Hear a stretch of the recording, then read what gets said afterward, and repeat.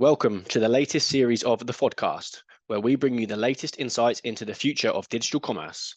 In Season 6, we continue to interview some of the most respected professionals in the industry as we broaden the topics to cover what it takes to build a business within e-commerce, navigating through business change, as well as the future of technology within digital commerce. As we continue our journey to have one of the best podcasts within commerce, we ask you to like and share within your network if you enjoy our content.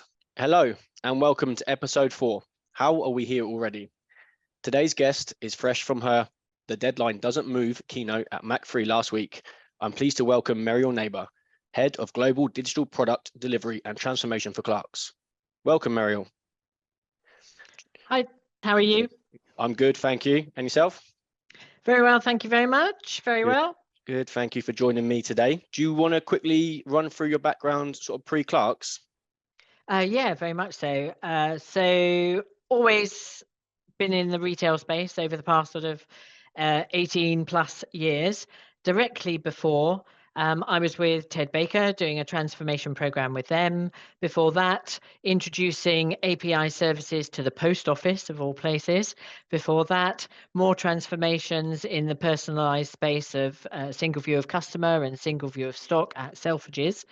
And lots of other retail before that, that started with Matches Fashion. So way back when. Okay, nice. I know we've been speaking for some time, and obviously plenty of other gigs that you didn't mention, like Selfridges and Ann Summers, and yeah, they're certainly very well versed when it comes to retail and digital transformation in particular. So I'm really looking forward to having this conversation. I guess now is probably as good a time as ever to be recording this, given your keynote at Ep4 last week. How did you find it? It was a fantastic event. I mean, obviously, New York is very special to be as a venue, and we were right down on the Hudson River, so fantastic location.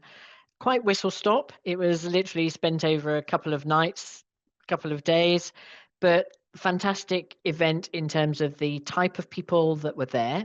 A good mixture of clients like myself, brands, industries, and not just in retail. So it was split across manufacturing, healthcare, FMCG, etc. And lots of really interesting keynote speeches, workshops, panel chats, etc. So fantastic event, and definitely all with the common theme of the technology that is part of the Mac Alliance. Nice. I've only heard good things. My newsfeed has been absolutely flooded with Ep4 feedback and comments and pictures, and it looks awesome. Bigger and better than the previous two, and I expect Ep4 will be along those lines as well. Perhaps one day I might be able to find myself a seat at the table. I'll try and beg you an invite. There you go. I look forward to it. I might even hold you to it. But look, let's jump in. See, today we're going to be speaking about business transformation, and we're going to focus primarily at your role within Clarks over the last couple of years. I'm sure there'll be some references and a bit of cross-examination with some of the previous roles you've had within retail as well. So I guess what precipitated the transformation at Clarks? In its truest and most transparent sense, there'd be a lack of investment in Clarks in terms of technology. And after sort of 20 plus years of the same technology in stores and online, essentially we were coming to end of life. With our ecom platform, literally end of life, end of extended support, and someone was going to come and switch off the light switch. We were on-premise hosted as well, so literally physically go and switch it off, which meant stop trading, full stop. In the POS world, compliance, risk precipitated everything that we had to do in the POS world as well. So it wasn't about necessarily just upgrading, it was literally change or stop. Okay, that explains the title of the keynote last week then. I often hear, sat this side of the phone or what have you, that companies take 15, 20, 25 years on a technology before they decide to upgrade it. And it always feels like it's a few years too long. Why do you think that is? I think people want to sweat their assets and just get as much out of it as possible. And technology over the past, 10, 15 years has moved at such a pace that if you put it in today, you'll be out of date in 5 years' time. So you've got to really think about strategically when is the right time to put that new technology in place that is going to be able to last as long as you need it. And the beauty of the technology that Clark's chose is the fact that it is part of the Mac Alliance, and part of that is in the title in terms of composable commerce. It is headless, and it's about being able to slot in and take back out and slot the next bit in, so that you can completely keep extending the life of the products that you've selected, so that you don't have that huge monolith that, as you say, people want to sweat and you keep perhaps a few years too long. Now you can put your backbone in, but you can keep plugging in different components and just create what you want to create. And if something comes to an end of life or is modernized by something else, you put the next version in, and you can take the old version out, and it's much easier to do. So I think that's probably why people have done it in the past, because it's a big thing to do. Yeah, overhaul a monolith and put in new technology. It's a big transformation program. It certainly is, and you touched upon the technology element. You've also got the whole business change element as well, which I'm sure we'll talk about in detail later on in the conversation. Do you feel as though there's any kind of an awareness issue as well? Because there is, I mean, as you mentioned, so there's been such vast developments within technology over the last 15 years. Do you feel as though the people at the top struggle to keep up with it and are aware of what technology actually can do nowadays? People at the top, in terms of CEOs and things like that, I don't think they really need to know the nuts and bolts of the technology, but certainly at CIO, CTO, they're very much more in touch. And now you've got choice. There are so many startup companies as well that are bringing new technology, new innovation, new ideas to the table, that actually you need somebody who does know the ins and outs of the technology, so that you can complete an RFI, RFP process effectively and choose the right technology. But prior to all of that, the business have got to tell you what they want to enable as part of that journey, because otherwise you risk going and choosing technology that actually doesn't satisfy what the business want to do, and is not the strategic direction of travel for the business moving forward.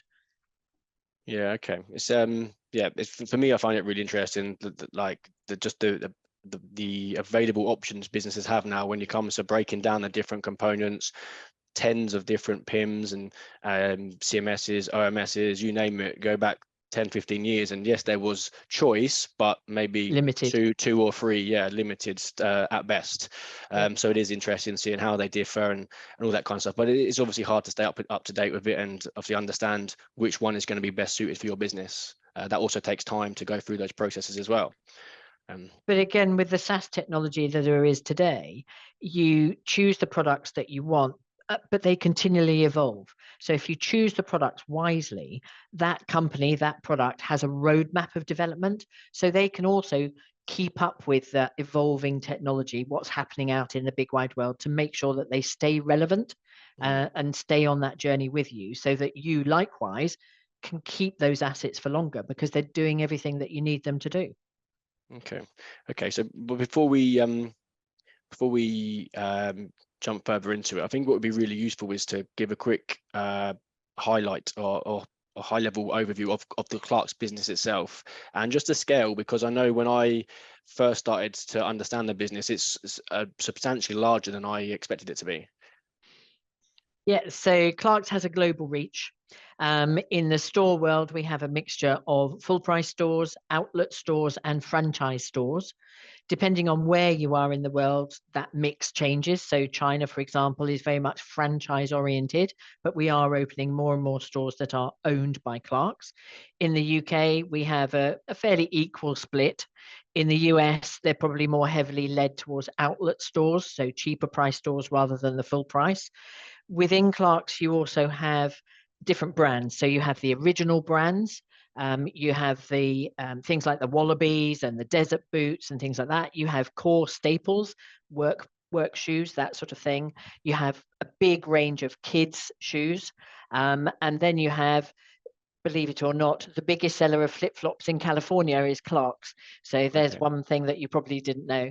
Definitely. In terms of reach, store-wise, we have probably nigh on, with all the franchises over in China, probably nigh on 1,000 stores across the globe that stretch from everything from Puerto Rico and Canada into the UK and Ireland, across Europe, and as I say, all the way out through Japan and China, through Malaysia. Ecom, again, all the way from North America, South America, across the UK and Europe. But again, we've have third parties that trade some of our sites that are further over to the east. And part of the transformation that we've undertaken is now being able to then look at when we strategically bring those back in-house under the umbrella that we've created.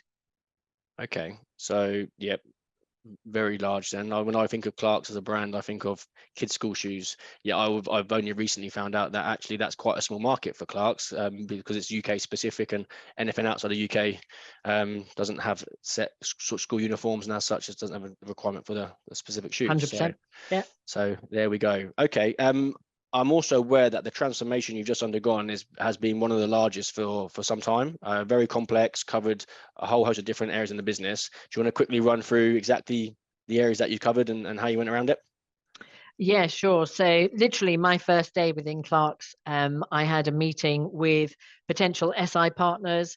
We went through the products that we were looking at in terms of selecting and choosing to undertake the transformation with. We had a design agency in there because our old website was really dreary and brown, and we wanted to make it vibrant and interesting and consumer led.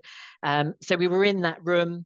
We selected the products and which products played well with one another from the Mac Alliance. We decided we wanted that composable commerce so that we can plug and play and be flexible as we went through our lifetime with the products. We had SI partners in there, so we debated who had the best knowledge of who had implemented which products before, time and time again, so that they were the right people to play that part with us. The design agency, as I say, was in there because we wanted to redo the whole of the design of the website and also create that brand consistency. So that design was also taken across stores as well as we went through the store evolution. And before we left the building, we set our go live date. So we were on May the 2nd, 2022. We had switch off December 31st, 2023. Working back from that, you obviously have at that period of time of year, you've got sale period, Black Friday, Cyber Monday. You need a period of hypercare after you go live with any such transformation. So we got to a window of September 2023. But September 2023, if you go too close to the beginning of it, is still in that back to school period, as you mentioned. Mm-hmm. So we couldn't crash into that. So we literally only had a 2-week window in September 2023 with which to go live. So our date was set and it was fixed. And if we didn't hit that date, goodness knows what would have happened, but we would have stopped trading effectively, or we wouldn't have given ourselves a hypercare period or testing period or whatever, but we had to hit that date. It would have been a compromise of some sort. So what's that? That's approximately 16 months, if my maths is correct, on the fly? Yeah. So from the 2nd of May, we then had to go and recruit teams. Clarks didn't have development teams. Obviously, we recruited SIs, but they didn't necessarily have the teams that they needed. So, and we needed to go and contract with the products that we bought, that we wanted to buy and put in place. So we spent the remainder of May, June, and early July recruiting the right teams, putting the contracts in place, doing the negotiations, all of that sort of thing. And then we were up and running 1st of August with our discovery phase. Did that for August and September. We were at Sprint Zero, first week of October. And then we were at Goal Build, 20th of June, 2023, leaving ourselves 3 months of testing because I will never compromise on testing. And then we hit Go Live. So that was our window. So we had 12 years of monolith of to do development in 9 months effectively. Yeah. To be able to serve up like for like, but also adding in Apple Pay, Google Pay, and social login, which everybody expects in this day and age, but Clarks didn't have historically. Okay, so that sounds like some task. Just a few bits to get done in 9 months. What impact do you think that had, given it seems to be a pretty short period of time? So if you take it right down to its grassroots, laser focus. So everybody had to have the shared common goal. Everybody had to be on the journey right from the get-go. And you mentioned earlier on business change. So that included business change for us. The business had to be taken on the journey right from the get-go because they were going to be changing everything, their ways of working, the tooling that they used for everything that they did, whether it be during our e-commerce transformation or during the POS transformation. So business change was absolutely paramount in everything we did. We had to give ourselves a fighting chance. Clark's historically was a waterfall way of working. We had to absolutely bring in agile principles. That was all right with the SIs. They were in that space already. But for Clark's, it was, again, a totally new way of working. So we brought agile coaches in to coach the business and coach technology, so that we had literally a chance of being able to hit that go live window. And we aligned all of our work to the customer journey. So if you think about when you go on a website, for example, you go in, first of all, land on a homepage, you want to search for some products. So we had one work stream that literally looked after that. And then as you moved through the customer journey, we aligned the work streams to those areas. Integration, hugely important, especially in the composable commerce world. Everything's got to integrate with everything else very smoothly. And then PIM, as you mentioned earlier, we didn't have a PIM in Clark's at all, and we were putting PIM in, and PIM is going to be your backbone of your data. It holds the product information and the price. So core, if you don't get that bit right, what are you going to sell? It won't appear on your website. So we aligned those verticals, and then we had horizontals that sat across the top. So testing sat across all areas. Architecture, enterprise architecture sat across all areas. We had specific architects that would sit in a specific area of the customer journey. So POS, for example, we had architects that were very focused in that area. And then business change that sat across the whole lot. And then over and arching all of that, the agile coaches, and then literally the business were aligned in the same verticals so that everything was absolutely in tune. And the same with our partners as well. Everybody aligned to that customer journey as we went through. Okay, perfect. The setup you've just described, is that always the plan, or did you have to make any compromises in order to have that as you wanted? I think it was the case of the fact that I was brought in to do the job, and so I was given the ability to do what needed to be done given the timeline that we had ahead of us, to set ourselves up for success. And having, as you said before, been through transformations before and taken learnings from what I'd done before, that was the only way that we were going to be able to achieve the deadlines that we were set and be able to go live. So I was given the opportunity to set things up and run the way I was used to running and that I know had worked historically, with previous transformations that I'd undertaken. So literally off I went and given free rein to put in place what was required to be put in place. And it involved an awful lot of communication, because without communication and that collaboration that you've got to establish right from the beginning, you won't set yourself up for success. So there was a lot of talking. Yeah, I can imagine. It's certainly one of the most important factors, and given some of the previous conversations I've had in seasons 4 and 5, a lot of them talk about business change. They talk about communication, both internally and externally. So yeah, I'm completely with you on that one. I guess that leads nicely into like setting yourself up for success. Outside of being given the authority to do what you need to do, because that's kind of apparent. Although it seems at the minute maybe it's not always a given. What are the key factors behind making a transformation like this a success, and then how did you set yourself and Clark's up for success? So key things, I think, are very much understanding the products that you're going to have to deal with and put in place, understanding how they all join together, so what integrations are required. For me, it's about the team that you build as well. So people thought I was probably a bit weird, but in your interview techniques, it's about the questions that you ask to make sure that as you build that team and the people you bring on, you know that they're going to work with one another properly, their characteristics, their behaviors, the cultural fit, and all of that sort of thing. And we had a huge kickoff that brought everybody together from wherever they were, external, internal. And again, it was all about building that relationship with one another, creating that team, so that nobody was scared to raise their hands and ask questions. And it doesn't matter what type of question it is. We're all in the same place with the same goal, fighting for being able to deliver it. So that whole thing, first and foremost, is key to setting yourself up for success. Then, as I say, in terms of transformations previously, aligning yourselves to your deliverables, 100%. Dependencies, so you know what you're dependent on, who you're dependent on, which team you're dependent on, and when. And again, that articulation and collaboration so that everybody knows what's required of them by when. Celebrating little wins and successes as you go through. We had demos with the business so that the business started to believe that we were actually going to deliver what we were going to deliver. Historically, things had failed with Clarks, and so there was little belief in technology was going to deliver this huge transformation.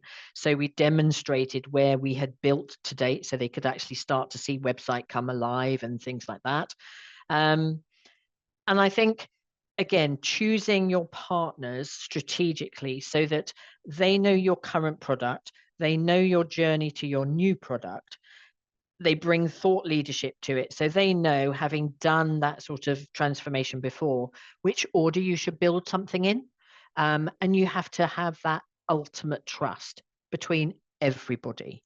So difficult conversations going to be had along the journey, and you can't fall out because you've got such a laser focus on your goal and what you've got to achieve. So trust is absolutely paramount, relationships and collaboration. Okay, a long list of important criteria. A lot of it though boils down to communication, collaboration, trust, people being accountable for getting the job done, and obviously a number of the points that you mentioned as well. One of the topics you touched on near the start of that was hiring and being like really diligent with hiring the right individuals for the team. I'm aware that the Clarks transformation did involve a number of third parties. Obviously, you also had a number of either full-time or contract employees fulfilling their duties. Were you involved in those interviews as well to a certain extent, or did you leave that down to the third parties to ensure that they hired the right people? A cross between the two. So the delivery leads for those third parties were hugely important because they played into the Clarks teams. So it was really important that those relationships were good right from the get-go. There was no point in having people that would get each other's backs up and things like that. So we, in one partner, we swapped out delivery leads twice. So if you do make a mistake or it doesn't go quite according to plan, you've got to have the guts to be able to have that conversation and swap people in and out without impact, obviously, on the program, which is a really difficult A, conversation to have, and B, decision to make. Because as I say, when you've got such a tight timeline, you can't afford anything to impact that. So there were one or two changes that we had to make, but again, have that conversation, be open and transparent, try and make it work. If it doesn't, ultimately for the good of the program, you have to make that change. That's it. And like you said, there's not a huge amount of wiggle room either because of the tight timescale. So quick decisions. 100%. Okay. Do you let me phrase that again. Was there any points during the transformation where you were questioning if you were going to reach that delivery date? So we actually, because of the historical nature of projects not being delivered by technology, the board actually brought in an external consultancy to come and check on us. Okay. So a third party came in and could have been really disruptive because they wanted to interview not only the Clarks personnel, myself, but all the external partners as well, to make sure that we were all doing the right thing in the right order with the right technology, the right tools, that we'd bought the right technology, that we had the right budget in place, that we were applying agile ways of working. Oh, and this is like halfway through? After the first 2 months of development. Okay. So literally as the curveball came in to do pause, we were also doing the consultancy to check that we were doing everything right in the ecom world. So we had to fit all of that around continuing to develop as well. They actually came in and said, no, everything's okay. This bit's better than that bit. could make an improvement here or there, but nothing glaringly that was going to set us up for failure. And they actually said that budget-wise, we should add an extra 1 million in. But Okay. obviously I Always said, nice. okay, fine, thank you, I'll go shopping. Yeah. But I didn't actually spend it. So. Okay. Yeah, I can see why they would want to do that, but at the same time, you've also got to be really careful with, okay, we've already run into really tight timescales, and taking everyone out of that team for however long, even if it's just an hour a person, that adds up to a lot of hours out of the project where work isn't being delivered or meetings are being missed or whatever it might be. So it's risky, but I mean, it doesn't matter now, I guess, because the deadline didn't move and you got it delivered when you needed to. So And they gave us a clean bill of health and said we were doing the right thing. So you breathed a sigh of relief after that one, eh? that's it. Yeah, I guess it makes it a little bit easier for you moving forward as well then, because the trust is definitely there from the board. Yep, Um, 100%. you you're obviously seasoned in this, and like you said, you were given the reins to do it how you wanted to do it. But um, what was the biggest challenge that arose that maybe you didn't see coming, and how did you deal with it? Outside of what you've just said, actually, because that's probably going to be your answer. No, no, I think the biggest challenge was probably um, twofold. So right at the beginning, as I say, my first day, we were looking at the products and the implementers and things like that. So I didn't have a chance to even meet people in the business. So I had no idea who worked in what teams, what their responsibilities were, who should attend which discovery sessions and things like that. So I think that was probably one of the biggest challenges in the discovery period, 1st of August to 30th of September, was having the right people in the room to tell you how the current website operated and therefore what we had to replicate in the new website. That was probably one of the biggest challenges. And then I think the other part was definitely about getting the business on board, because of historically technology failing the business and not enabling them through the projects that had been put out and failed or not worked or had to be rolled back or whatever. The business obviously were very hesitant about whether we were going to do what we were saying we were going to do. And so therefore, until they sort of woke up, despite the cajoling and everything else that we tried to do to take them on the journey, it wasn't until a little bit later in and after we'd done a few of those demos that they suddenly perhaps woke up and went, oh, it is going to happen. Oh, we better get on the bus. Oh, we better join in. Oh, we better do our training. Oh, we better learn about the products. Oh, we better know how to do everything. And suddenly there was that, as I say, it was almost an awakening of the business teams, which then put it again, perhaps more pressure on people like the business change team, because that window of where we had started to take them on that journey suddenly became a shorter window to get them to start to do stuff. And there are always unknown unknowns. When you open the box, you want to close the lid again very, very quickly because you don't like the look of what's inside. But until you do that, you don't know what's going to come and bite you. And then you just got to face into it and crack on and get it done.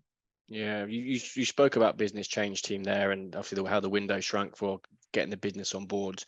I know from tens of conversations that business change is one of the biggest factors for transformations that get delayed or ultimately possibly fail.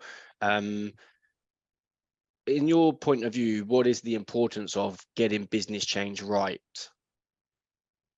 Goodness gracious me. So if you don't, you run the risk of you've got all of these lovely new shiny tools, but nobody knows how to actually use them and implement them and carry on with their BAU. And if you don't bring them on that journey and help them understand why and how, because it's not just the fact, oh, here's a new tool, off you go, fill your boots, get it done, play with it, get it working. You've got to show them the reasoning behind why you're changing from A to B. You've then got to show them how B works. You've then got to enable them to do what they want to do with that product so that they can then feel comfortable with it. And that's a big piece of work. And if you don't do it, and people then, you start off with this lovely, shiny new website or POS system in the stores, but you then don't explain how they can perpetuate that journey and how they can make that live and bring it to life after you've gone live, all of a sudden you'll be back to your own old ways of working, and we'll have a brown and dreary site again. And you won't be able to put promotions on there or know how to go into sale period or promote products on their pages to top slots and things like that. So hugely important to enable the team to trade their site. And if you don't, the answer is your sales will just go like that. Yeah, something Big that risk. okay, and I'm going to ask you another question about that in a minute. But something that we see often with big traditional retail brands, particularly ones that are based in locations outside of London where there's not a bigger talent pool, is that people join those organizations and they stay there for 10, 15, 20 years in some cases, and they get stuck in their ways. And when you're trying to convince somebody in any function of the business to change what they're doing after they've been doing that same thing the same way for the last 15 years is tough. So how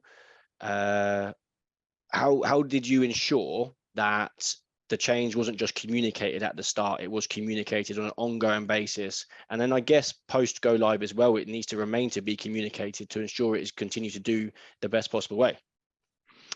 Yeah, so as you say, it is a big change, and Clark's is very like that, where people have been in the business 20 plus years, and they've always been used to doing what they do in the same way, day in, day out.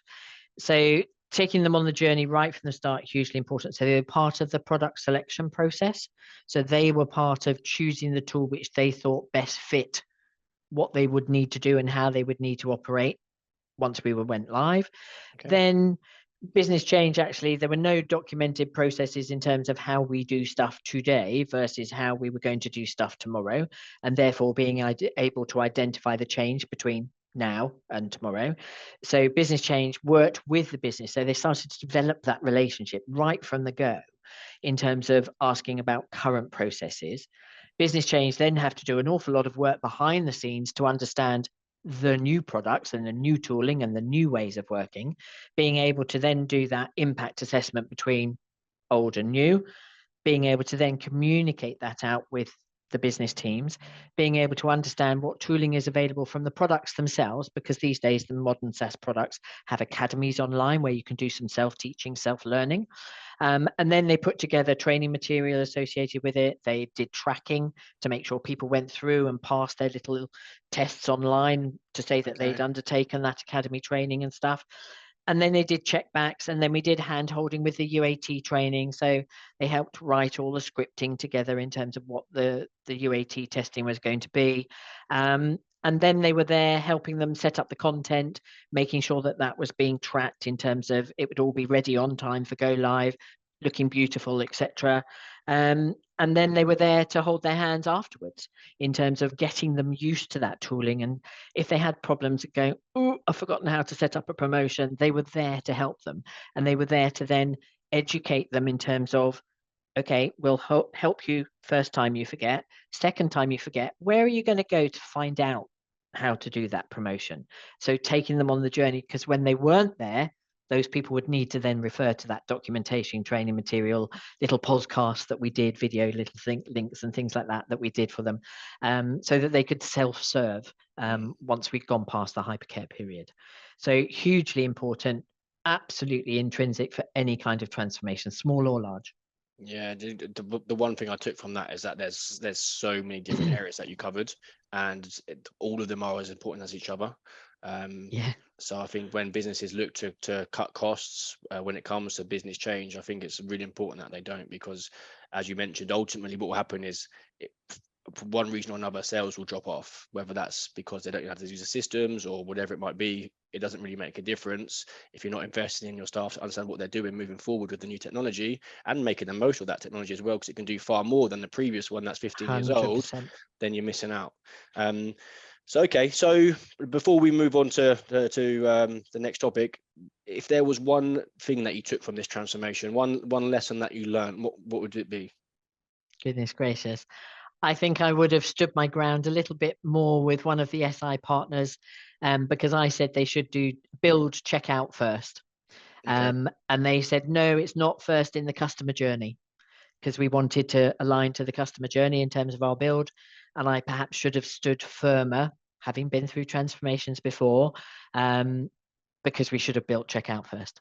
It is the most complex place with all the different payment methods that you have and the different nuances, split payments, split baskets, all things that we hadn't done before that we were now introducing.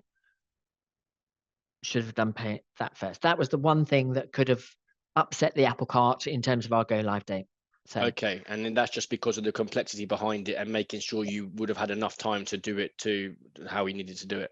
Yeah, we still hit our goal date, don't get me wrong, but it was a case of me then having to throw a little bit more resource at it to enable us to hit that deadline.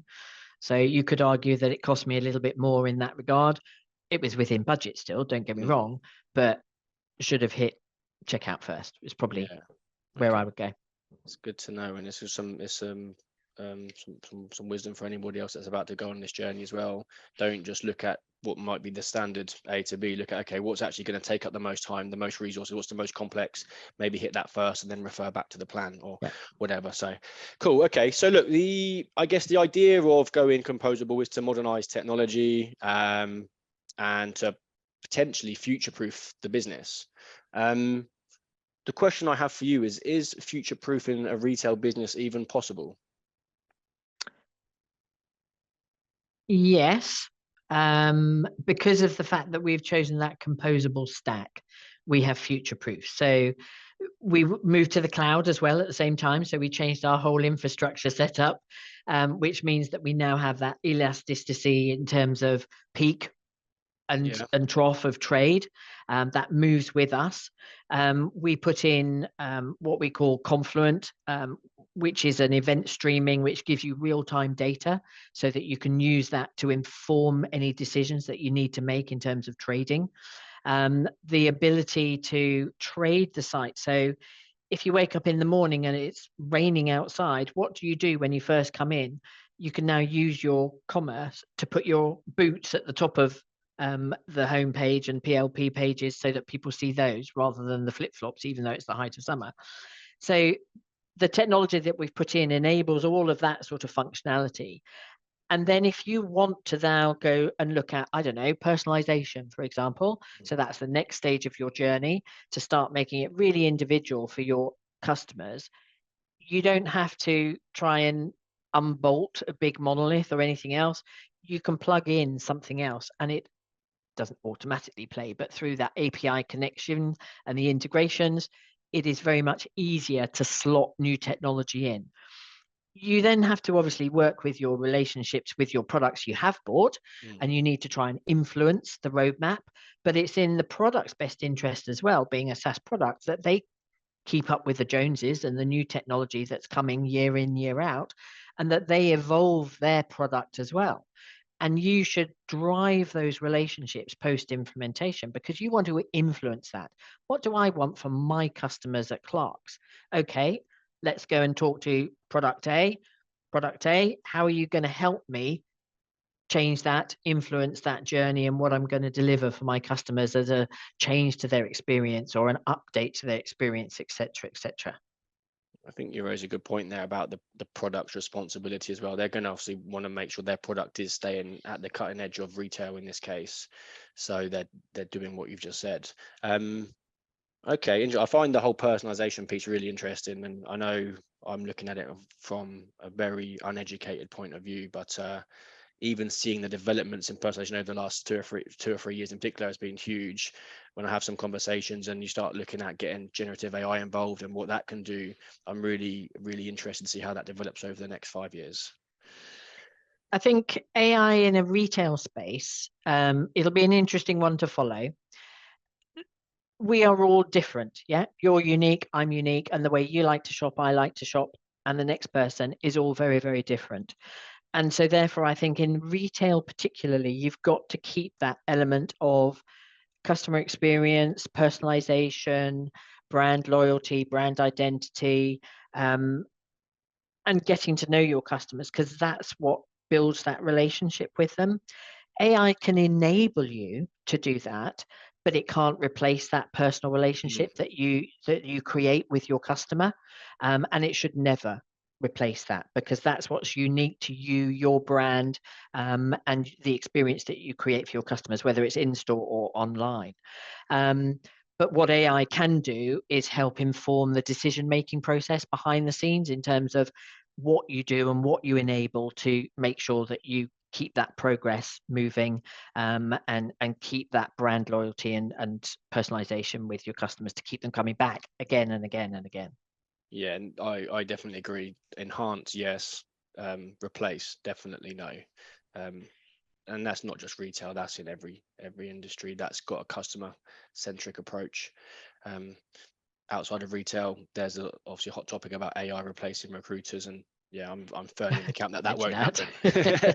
Even if how often do you go, I don't know, you go online and you, all you get is a chatbot, yeah, and actually what you want to do is speak to somebody. Yep. So No, yeah, I mean, I I agree. absolutely agree. I think there are some really good chatbots out there, but there are some really bad ones, and I'm not going to name drop them now. But yeah, they can be like super frustrating when you just want to speak to somebody. Yeah. Okay, so quickly then, how do you think retail is going to look in sort of 10 to 15 years from now? I think COVID taught us a lesson, to be fair. And everybody thought everyone would jump on the online bus during COVID times. And don't get me wrong, people wanted to shop, and so therefore they did. But as soon as shops opened up again and that retail space opened up again, everyone wanted to go back out into the shops, and they want to see and touch and feel and smell products, rather than just have it all online. So I think retail will remain. I think bricks and mortar will remain. But I do think that retail will evolve in terms of, as I say, I hate to harp on about it, but it is very much that personal interaction and creating a lifestyle and an aspiration. I want to have that pair of Clark's shoes because it says something about me as a person, to my peers, to my colleagues, to the event I'm attending, whatever it happens to be. And so that's where I think retail really needs to focus as you go through. Now, interestingly, you've got what we refer to as the Gen Z people who want everything at their fingertips. So they're very much in the use a mobile to order, use apps, etc., etc. But interestingly, they still want to go into a store and see a product, because images on a mobile or whatever don't really lend themselves to that touch and feel of a cloth or a shoe or a perfume or whatever it happens to be. But while they're in the store, they won't necessarily speak to a store person, because that's not the Gen Z way. The Gen Z way is to do it on your tablet or your mobile or whatever. So they could even just sit in your store and order the product that they've gone in and seen and touched while they're in the store, because they don't talk to people per se. So I do think retail is going to evolve somewhat in terms of how we deliver stuff at people's fingertips, but we create that lifestyle and aspiration still by having bricks and mortar. And I think we've got to still, all the way through my journey in retail, being able to deliver stuff in the timeline that people want it. People want it now. Yeah. And I don't think that's going to get any better. People are still going to want it now. Yep. So I think we've got to improve our delivery offers, and returns and exchanges, again, has been one of those things in my lifetime that I've always wanted to get better. At Clark's, we've definitely made inroads into that, being able to offer exchanges, not just refunds and things like that. And because we've now gone unified commerce, so that omni word, you can do all of that very much more easily.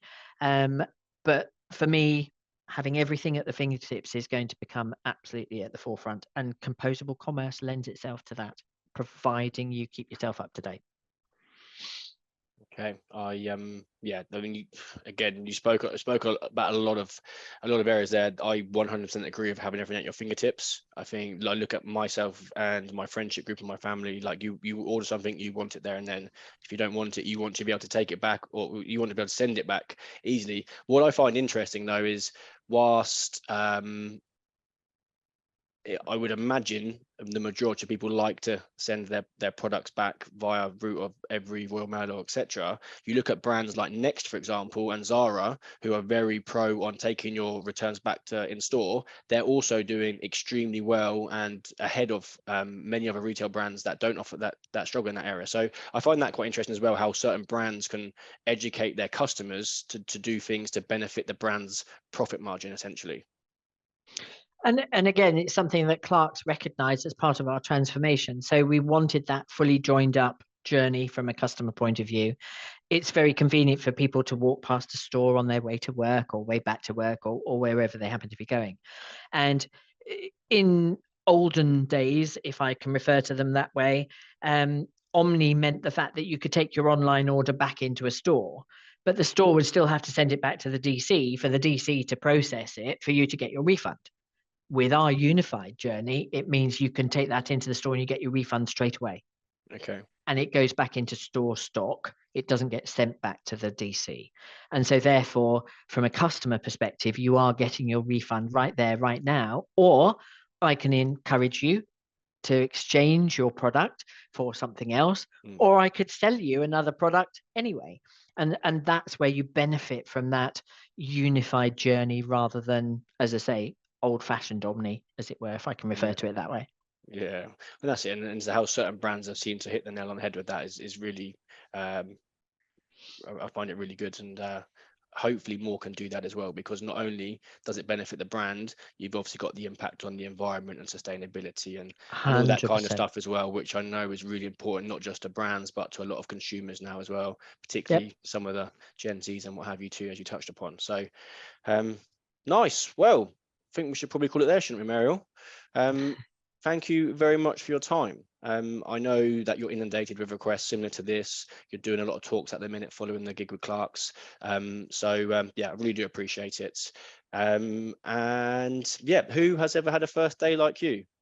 Who would ever want a first day like me? That would be more the question. It's certainly not one you're going to forget anytime soon, is it? No, not at all. But it's been a great experience. And just a shout out to the whole team that we've worked with internally and externally. They were an amazing team on this transformation, really amazing. We wouldn't have been able to achieve it without them. But it sounds like they've done a good job. It was very tight time scales. You got it delivered, and I'm sure the business is going to benefit over the next 2, 3, 4, 5 years, and so on and so forth. So look, thank you very much, Meriel, and to our listeners, thank you for listening again. I hope you found this episode insightful, and please do continue to listen. Please do like, share, spread across your network so we can spread these episodes far and wide. And if they help anyone with their education on transformations, the move to composable, or anything to do with the future of digital commerce, it is doing its job. Thanks again, and we'll see you soon.